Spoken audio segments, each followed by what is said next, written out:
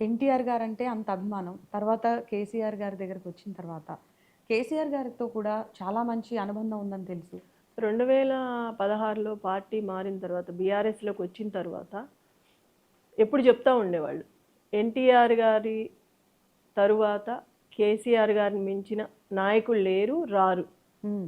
అని చెప్పేవాళ్ళు. నాకు చాలా సార్లు చెప్పారు ఆ మాట. హ్మ్. చివరి వరకు నేను కేసీఆర్ గారితోనే ఉంటాను. హ్మ్. ఎప్పుడు వరకు ఉంటే అప్పుడు వరకి. అసలు ఈయన అంత స్ట్రాంగ్‌గా ఉండే కేసీఆర్ గారు, గోపీనాథ్ గారి గురించి కంటతడి పెట్టుకున్నారంటే ఆయన చనిపోయినప్పుడు, వాళ్ళిద్దరి మధ్య ఉన్న అనుబంధం అర్థమవుతోంది. అయి చెప్పేవాళ్ళు. హ్మ్. కేసీఆర్ గారంటే నన్ను ఒక ఆత్మీయుల్లా చూసుకునేవాళ్ళు, ఒక కొడుకులా చూసుకునేవాళ్ళు. నాకు చాలా హ్యాపీ అనిపించేది ఆయన చూస్తే ఒక తల్లిలాగా. హ్మ్. అంటే అంత అభిమానించేవాళ్ళు, అంత అనుకునేవాళ్ళు, మాతో చెప్పుకునేవాళ్ళు. హ్మ్. మా ఇద్దరి గురించి బయట అంత సఖ్యత తెలీదు కాబట్టి ఏదేదో అనుకుంటారు. హ్మ్. ఆయనంటే అంత అభిమానంతో ఉండేవాళ్ళు. ఆ అభిమానం నాకు ఆయన ఏడ్చినప్పుడు నాకు ఆయన చెప్పినవన్నీ గుర్తొచ్చాయి నాకు. హ్మ్. అందుకే చెప్పారని. అంటే ఆ రోజు నేను చూసా హ్మ్. ఆ బాధని.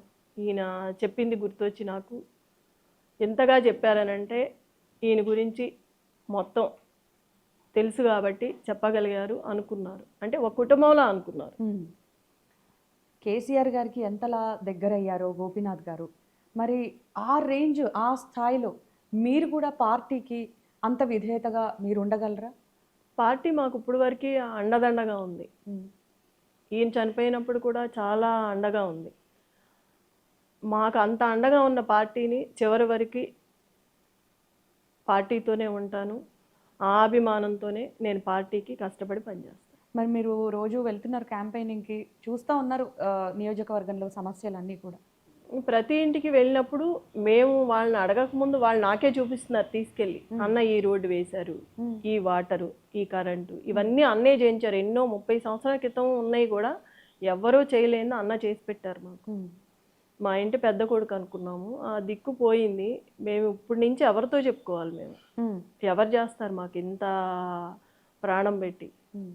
అర్ధరేత్రి, అపరేత్రి అన్న అంటే ఫోన్ తీసి మాట్లాడేవాళ్ళు. ఏ పనైనా చేసి పెట్టేవాళ్ళు. హ్మ్. ఎవరుంటారు మాకు ఇప్పుడు అట్లా హ్మ్. అని ఏడుస్తున్నారు. హ్మ్. నేను చెప్పాను, మీ అన్నలాగే నేను కూడా అండగా ఉంటాను. మీకు పనులు చేసి పెడతాను. హ్మ్. గోపన్న ఏదైతే మీకు చెప్పి హామీ ఇచ్చి వెళ్ళారో అయన్నీ నేను నెరవేరుస్తానని చెప్తున్నాను. మీరు తప్పక రాజకీయాల్లోకొచ్చారు అనే వాళ్ళకి సూటిగా మీరిచ్చే సమాధానం ఏంటండి? గోపీనాథ్ గారు అనుకున్న ఆశయాలు కొన్ని మధ్యలో ఆగిపోయి ఉన్నాయి కాబట్టి అవి నెరవేర్చాలని నేను